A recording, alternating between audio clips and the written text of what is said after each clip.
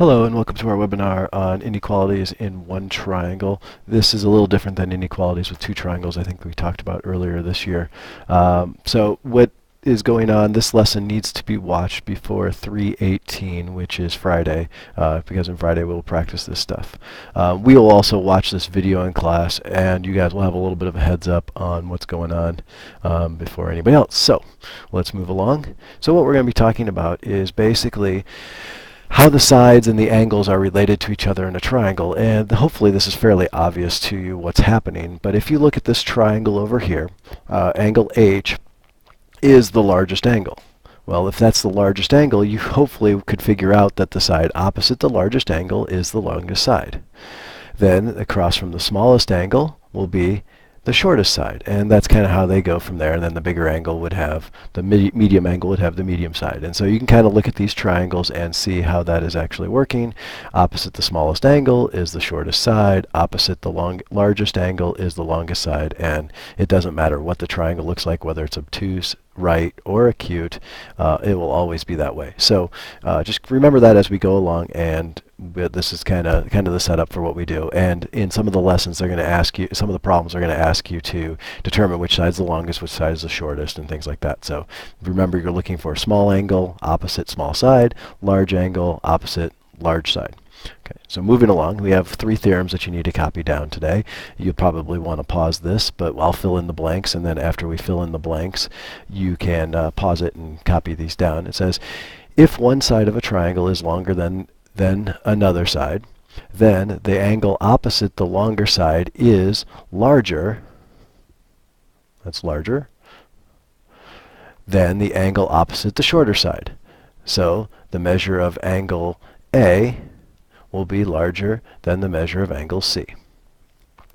If one angle of a triangle is larger than another angle, then the side opposite the larger angle is larger than the side opposite the smaller angle.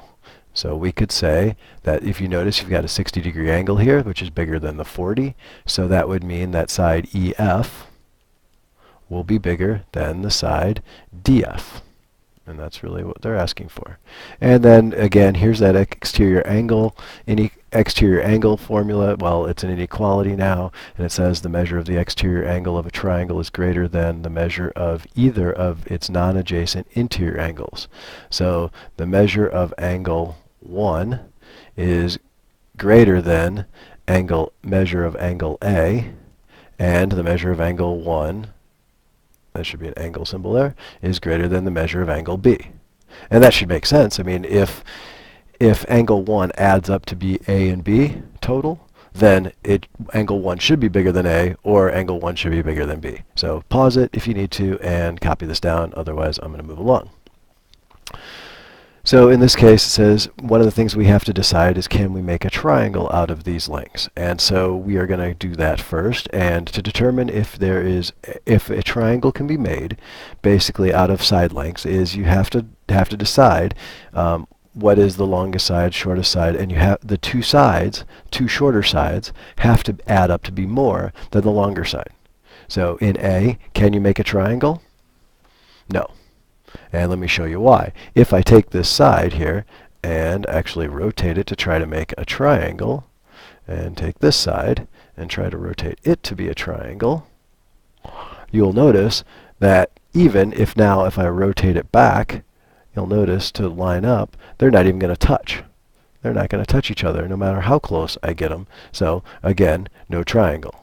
So the two sides, 1 and 3, are smaller than 5, so there's no way we're going to get a triangle out of this. So even how close I get, you can see there's still a space that's 1 unit in there. So you can look here, and you can see 5 is again my longer side, but this time I have 3 and 4. Does 3 and 4 add up to be more than 5? Well, yes, it does. So that means you can make a triangle. So if I take these two sides and kind of turn them like this, I should be able to connect and make a triangle. So, oops, try that. And pretty darn close. My angles might not be quite right, but as you can see, look, I can make a triangle because 3 and 4 are smaller than 5. Therefore, I get a triangle. And 3, 4, 5, remember, is Pythagorean triple. So that would also be another way to remember that there's a triangle there.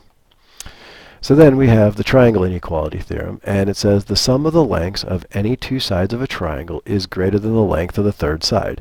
And so that's basically what we're trying to say if it's a triangle. So if we're talking about side AC, then AB will be greater, AB plus BC will have to be greater than AC. Or AC plus, we can say BC has to be greater than AB. Or we could say that AC plus AB will be greater than BC. And so that's what the triangle inequality is. It's basically saying if you have one side, this is basically how we determine if it's a triangle or not. If the two sides add up to be bigger than the third side, then we know it's a triangle. And you can go through and do this. You should probably do it for all the sides, but usually you can look at the bigger one and it'll work fine. So then, all right, so which director's chair is the most stable? Okay, and so I want you to kind of think about it for a minute, and then I'll get into it. So pause it if you need to. In this case, if we're talking about the most stable, well, the wider base is going to be the most stable, so I believe A would be the most stable one in this case. So then we have these two problems, and they're asking us to find which is, first one is they're asking us to find which is the shortest side, and in the second one they're asking us which is the longest side.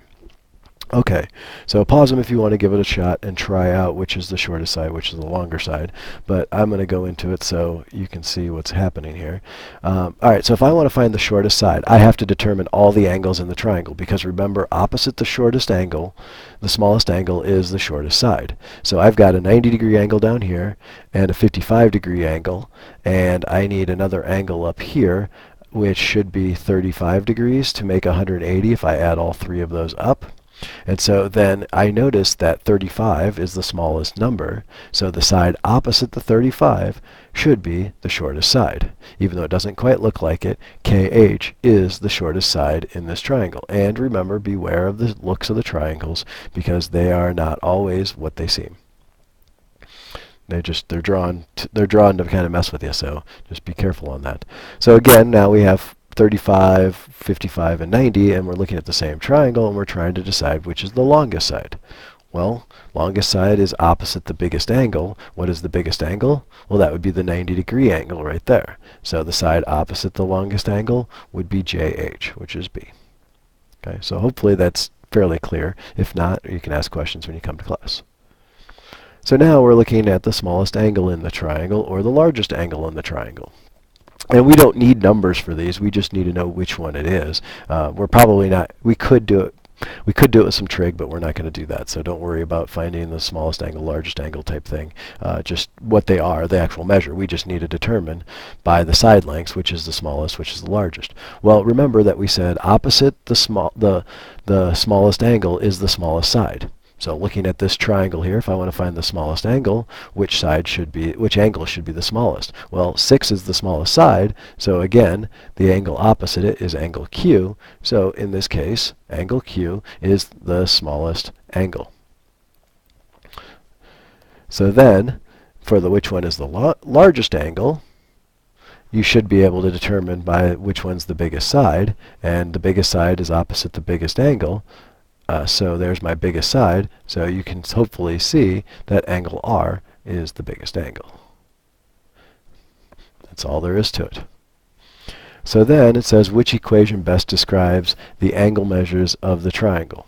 Well, remember that by the exterior angle theorem, that we know that this exterior angle of x, the exterior angle of x, will add up to equal the two remote interiors. So the one that works best for me is going to be C.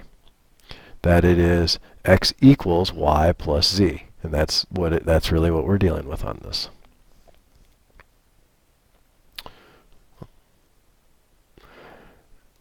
And so now we're asking us to solve the inequality.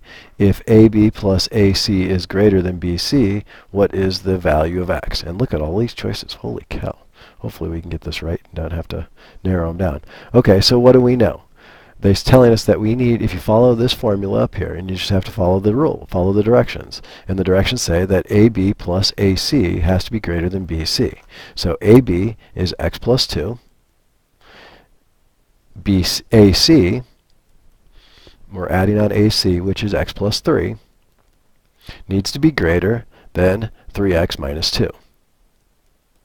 So I just followed the formula up there, plugged in what I know from the drawing, and now I'm going to combine like terms. So combining like terms over here gives me 2x's plus 5 is greater than 3x minus 2. Now, please be very careful on this. I see people do this all the time, try to move this 2 or this 3, and they subtract 3, subtract 3. Remember, if they're on the same side of kind of an equal sign, this is kind of like an equal sign, you just combine them the way they are with their signs. Don't try to move them. When you move things across the equal sign, that's when we do opposite signs.